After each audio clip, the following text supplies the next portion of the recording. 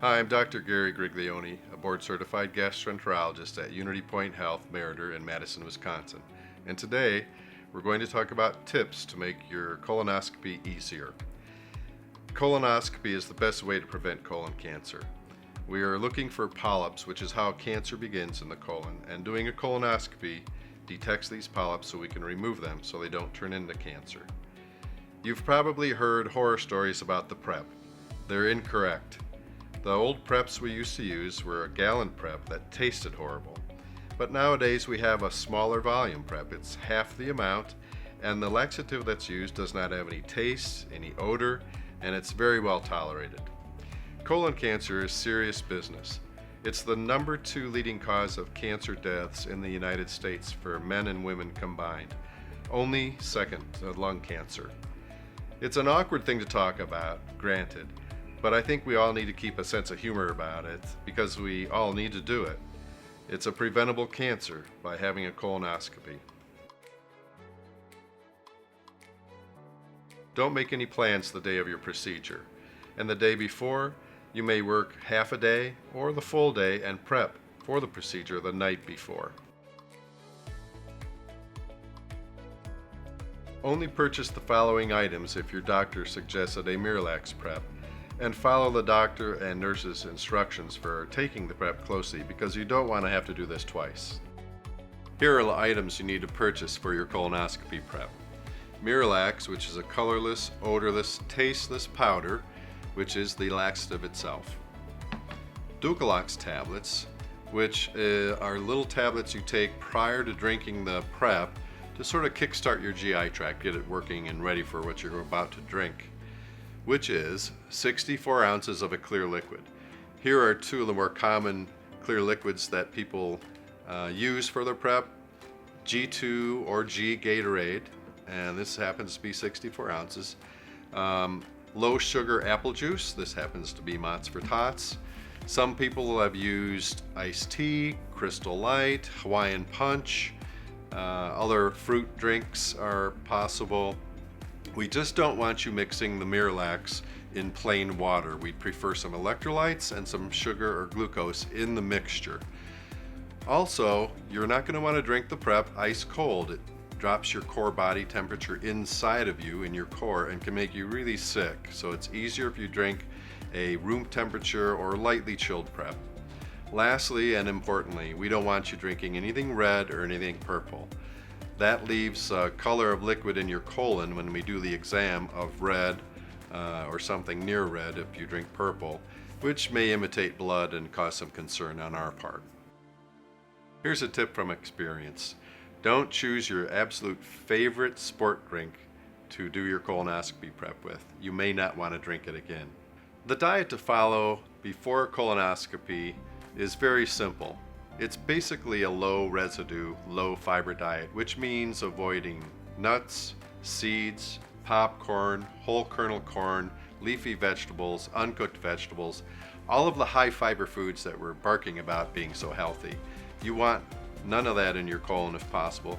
Then it's easier for the colonoscopy prep to clean out your colon. Your nurse or your staff will give you a list of the foods that are recommended for the prep prior to your colonoscopy.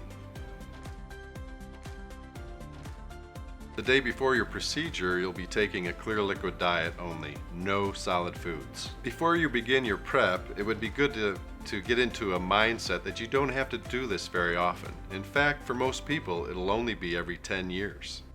Your doctor or nurse will instruct you what time to begin taking your prep. To begin with, you'll take 4 Ducalox tablets all at one time. Here's how to mix the 64 ounces. Pour your liquid into a separate container. Then take your Miralax powder, dump it into your liquid, all of the 238 gram bottle. And then you'll need to stir this up so it becomes a nice, easy to drink liquid. 2 hours after taking the Ducalox tablets, you start drinking your prep. Remember, it's lightly chilled or at room temperature. Typically you would drink 6 to 8 ounces every 30 to 45 minutes until gone. That means you could drink this in 1 to 2 hours if you really stepped on the gas. But if you're nauseated or feeling full, put the drink down for 30 minutes, wait, and finish the prep in 6 to 8 hours if you have to. The point is, you have to drink the full 64 ounces, whether you're a man or woman, large or small. We have 6 feet of colon we're trying to clean out for your exam. After drinking each glass, it may help to have some hard candy or some gum. We encourage people to drink clear liquids after they've completed their prep. That would include things such as chicken broth, Jell-O, popsicles, but it is important to stay away from red or purple colored other clear liquids.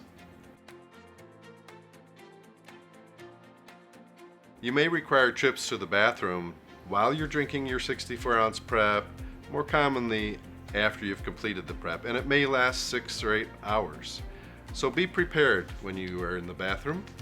Have a magazine handy or take your iPad in, and in between trips to the bathroom, enjoy a movie. For your comfort and protection with all of the trips to the restroom, we'd suggest you use moistened wipes and a barrier cream such as A&D ointment or Vaseline jelly. Once you've arrived at the Digestive Health Center, you're almost done. Check in, comfortable room, nice people, and the procedure's done with a sedative so you're comfortable during the procedure, and the next thing you know, you're back in your recovery room waiting to go home. When you return from your procedure, you'll likely feel a little loopy or sedated, and that's to be expected, and you may have a little bit of gas. One of the first requests after awaking from the procedure is for food. You may eat whatever you want after your procedure is done, although we do suggest a low-fat, low-spicy sort of meal. To help your body bounce back faster, we suggest adding some yogurt to your diet for 2 or 3 days after the exam. It'll help repopulate the good bacteria in your gut. After your colonoscopy is completed, give yourself a pat on the back. You've taken a step towards maintaining your health. Just remember, at the age of 50, about 30% of us have precancerous polyps. By doing a screening colonoscopy and removing those polyps, you're preventing cancer. So congratulations, you've prevented yourself from getting colon cancer by having a colonoscopy screening. Tell your friends and your family to go have their colonoscopy screening at the age of 52. Bottoms up.